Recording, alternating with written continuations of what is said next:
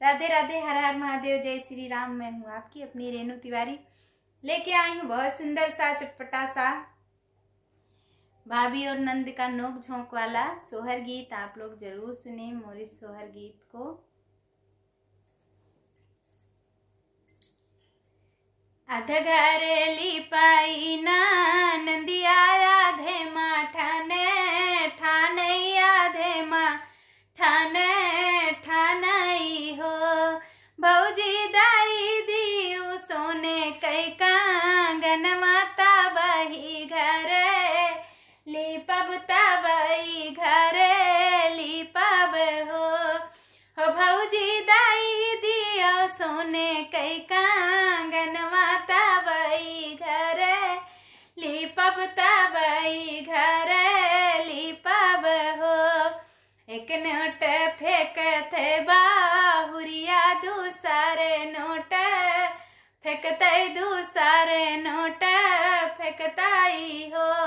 ननदी लाई लियो घर कैली पौनी कांगन नहीं देवई कांगन नहीं देवई हो। ननदी लाई लियो घर कैली पौनी कांगन नहीं देवई हो। इतनी बचानी सुनई ननदी तो बाहर की माँ हल गाई बाहर की माँ हल गाई हो।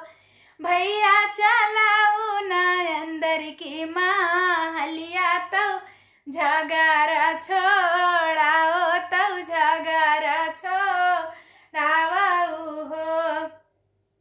इतनी बचनी सुनई भैया तो हड़पी ताड़पी बोले हड़पी ताड़पी बोले हो।